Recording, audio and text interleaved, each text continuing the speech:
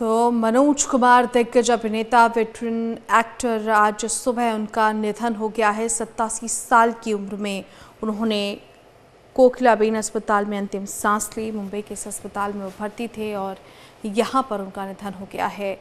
कल जानकारी के मुताबिक उनका अंतिम संस्कार किया जाएगा और देश भर में शोक की लहर है। दादा साहेब फाल्के पुरस्कार से भी सम्मानित किए गए मनोज कुमार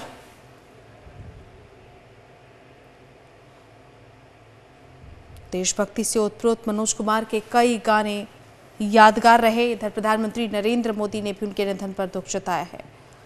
आपको बता दें 87 साल की उम्र में उन्होंने मुंबई के कोकिलाबेन धीरूभाई अंबानी अस्पताल में अंतिम सांस ली है और उन्होंने अपनी फिल्मी करियर में कई देशभक्ति की फिल्में की थी, इसलिए फैंस उन्हें प्यार से भारत कुमार भी बुलाते थे। वो क्रांति, उपकार जैसी देशभक्ति फिल्मों के लिए मशहूर थे। शनिवार को दोपहर 12 बजे मुंबई के विले पार्ले में उनका अंतिम संस्कार किया जाएगा। मनोज कुमार के कुछ फैमिली मेंबर विदेश में रहते हैं, इसलिए परिवार ने अंतिम संस्कार शनिवार को करने का फैसला किया है। जानकारी मिली है कि मनोज कुमार की पत्नी की भी तबीयत ठीक नहीं है। वहीं मनोज कुमार के निधन की खबर ने फैंस को गमगीन कर दिया है। सोशल मीडिया पर सभी अपने चहेते कलाकार को नम आंखों से विदाई दे रहे हैं। सेलेब्स ने भी दिग्गज एक्टर के निधन पर शोक जताया है। मनोज कुमार ने सहारा, चांद, हनीमून, पूरब और पश्चिम, नसीब, मेरी आवाज़ सुनो, नीलकमल, उपकार, पत्थर के सनम, पिया मिलन की आस जैसी फिल्मों में काम किया था। वो नेशनल अवार्ड, पद्मश्री और दादा साहेब फाल्के पुरस्कार से सम्मानित थे। मनोज कुमार का जन्म 24 जुलाई 1937 को पाकिस्तान में हुआ था। मनोज कुमार का असली नाम हरि कृष्ण गिरी गोस्वामी था। मनोज कुमार एबटाबाद, जो कि अब पाकिस्तान का हिस्सा है, वहां पर पैदा हुए थे और देश के बंटवारे के वक्त उनका परिवार दिल्ली आ गया था। बचपन से ही वो सिनेमा के दीवाने थे। फिल्में देखना उन्हें बहुत अच्छा लगता था। उन्होंने दिलीप कुमार की फिल्म शबनम में उनके किरदार मनोज कुमार के नाम पर अपना नाम रख लिया था। आपको बता दें, एक्टर ने 1957 में फिल्म फैशन से अपना एक्टिंग डेब्यू किया था। 1965 उनके करियर के लिए बड़ा गेम चेंजर था। इसी साल आई शहीद मूवी ने उनके करियर को माइलेज दी। बस इसके बाद उन्होंने कभी पीछे मुड़कर नहीं देखा। रोल चाहे कैसा भी हो, वो उसमें पूरी तरह ढल जाते थे। मनोज कुमार की फिल्में ही हिट नहीं हुई, बल्कि इसके गाने भी लोगों की ज़ुबान पर चढ़े। उनकी उपकार मूवी का गाना मेरे देश की धरती आज भी लोगों को याद है। मनोज कुमार को फिल्म उपकार के लिए नेशनल अवार्ड मिला था। वहीं प्रधानमंत्री नरेंद्र मोदी ने मनोज कुमार के निधन पर शोक जताया है। उन्होंने एक्स पर लिखा कि महान अभिनेता और फिल्म मेकर मनोज कुमार के निधन से गहरा दुख हुआ है। वो भारतीय सिनेमा के आइकॉन थे, जिन्हें खास तौर पर उनके देशभक्ति के जोश के लिए याद किया जाएगा। देशभक्ति उनकी फिल्मों में झलकती थी। उनके कामों ने राष्ट्रीय गौरव की भावना को बढ़ाया है। वो आने वाली पीढ़ियों को सदैव प्रेरित करते रहेंगे। इस दुख की घड़ी में मेरी संवेदना उनके परिवार और प्रशंसकों के साथ है। ओम शांति। वहीं तमाम फिल्म मेकर्स का कहना है कि मनोज कुमार दादा साहेब फाल्के अवार्ड विनर और हमारे इंस्पिरेशन और साथ ही इंडियन फिल्म इंडस्ट्री के शेर थे। वो अब हमारे बीच नहीं रहे। ये हमारी इंडस्ट्री के लिए बड़ा नुकसान है। हम उन्हें हमेशा याद रखेंगे।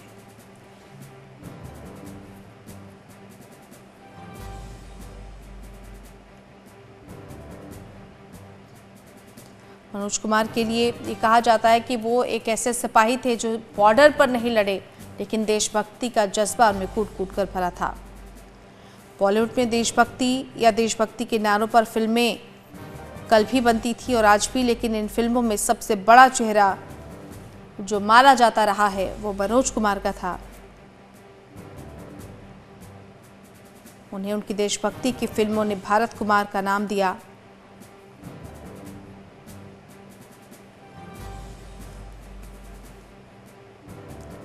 जुलाई 1937 में पाकिस्तान में मनोज कुमार का जन्म हुआ था। उनका असली नाम हरि कृष्ण गिरी गोस्वामी है और अपनी फिल्मों में भारत कुमार के नाम से जाने जाते रहे हैं। पद्मश्री और दादा साहेब फाल्के अवार्ड से सम्मानित मनोज कुमार अब हमारे बीच नहीं रहे।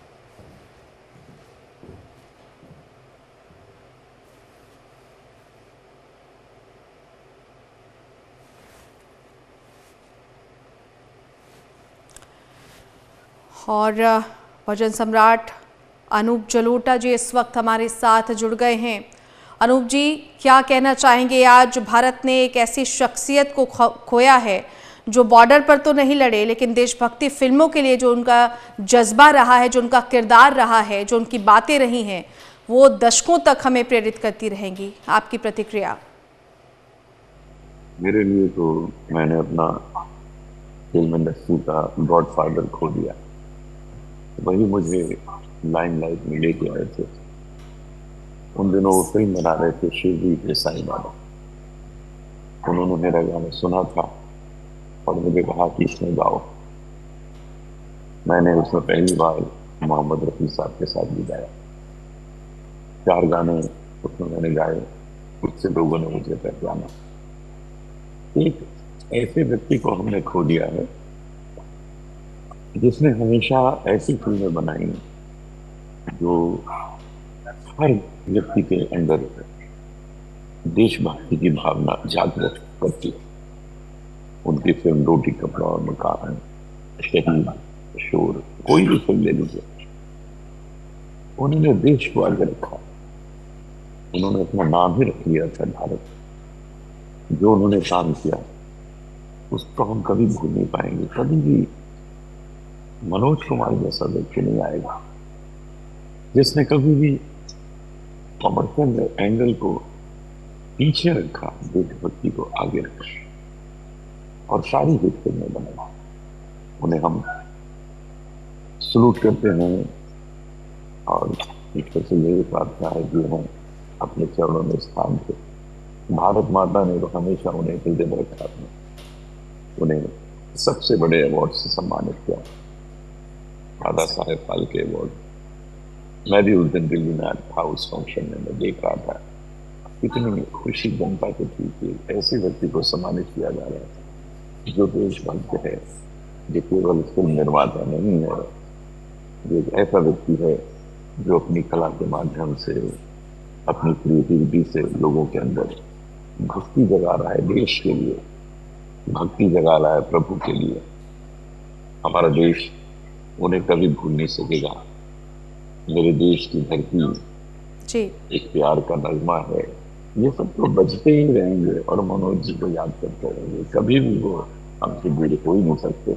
मैंने अपना गॉडफादर खो दिया। निश्चित तौर पर अनूप जी, एक बहुत जिस तरह से आपने जिस गाने का जिक्र किया, पीढ़ियां उसको सुनकर पैदा हुई और पीढ़ियों तक, दशकों तक ये गाना चलेगा। आपसे जुड़ा हुआ कोई उनका ऐसा संस्मरण, जैसा आपने कहा कि आपके लिए तो बिल्कुल अभिभावक की तरह थे, कोई एक ऐसा संस्मरण जो आपको कभी नहीं भूलेगा, वो जो आप दर्शकों के साथ साझा करना चाहें, और जो सबसे खास बात थी मनोज कुमार जी की, वो भी जरा हमारे दर्शकों के सामने बताएं। एक दिन वो मुझे एक फंक्शन में मिले। लता मंगेशकर जी के बिल्डिंग में ही एक छोटा हॉल है, लता जी भी आई थी जी। तो मैं, लता जी, मनोज कुमार जी, हम लोग सब बैठे थे, बातें कर रहे थे। तो मनोज कुमार ने मुझे ये कहा कि देखो, मैंने तुमको ब्रेक तो दिया, लेकिन तुमने कमाल ये किया कि तुमने ब्रेक के बाद तुमको ब्रेक नहीं लगा, उसके बाद तुम आगे चलते गए। तो मैंने कहा ये ब्रेक शब्द हटा देना चाहिए कि आपने किसी को ब्रेक दिया, उसको तो ये कहना चाहिए कि उसको लाइफ दी। तो आपने तो मुझे लाइफ दी, तो उस लाइफ को तो आगे मुझे बढ़ाना ही था। तो बहुत खुश हुए, बहुत हंसे और यही मुझे कहते थे कि जिस तरह से काम को निरंतर आगे बढ़ाना चाहिए, उसमें कभी स्टॉप नहीं आना चाहिए, कॉमा नहीं आना चाहिए, यही वो करते थे। उन्होंने अपने कमरे में जो सिटिंग रूम था, उसमें ऊपर छत पर, सीलिंग पर सत्य साईं बाबा के चरणों की तस्वीर लगा रखी थी। बस वो लेट के और वो देखते रहते थे और क्रिएटिविटी उनकी चलती रहती थी। जब वो गाना इस फिल्म का लिख रहे थे तो शिरडी के साईं बाबा, तो बस वहीं लेटे हुए तकिए पर और ऊपर देखते रहते थे सत्य साईं बाबा के चरणों की तस्वीर को और गाने की पंक्तियां लिखते गाते थे। बहुत अच्छे कवि, बहुत अच्छे एक्टर, बहुत अच्छे डायरेक्टर और पूरी तरह से भारतीय भक्ति उनके अंदर, हमारे अंदर, हमारे देश में ऐसे बहुत से लोग हैं जब उनको हम सोचते हैं तो हमारे अंदर मन में आता है कि ये नेता नहीं है, ये देशभक्त है। जैसे अटल बिहारी वाजपेयी जी का ध्यान आ जी। जाए, हमारे अंदर मोदी जी का ध्यान आ जाए, तो ये जी। लगता है कि ये लोग कोई पॉलिटिशियन नहीं है, ये देशभक्त है। ऐसे ही एक्टर्स में ध्यान आता है, तो एक मनोज कुमार जी का ध्यान आता है कि ये कोई निश्चित। एक्टर या डायरेक्टर या प्रोड्यूसर नहीं थे, ये तो ऐसे व्यक्ति थे जिनके अंदर देशभक्त की भावना भरी हुई। जी, ये बात आपने बहुत खूब कही है सर। और चलिए, बहुत धन्यवाद, आप हमारे साथ जुड़े। तो भजन गायक अनूप जलोटा जी हमारे साथ जुड़े हुए थे, उन्होंने अपने संस्मरण साझा किए हैं मनोज कुमार जी के साथ।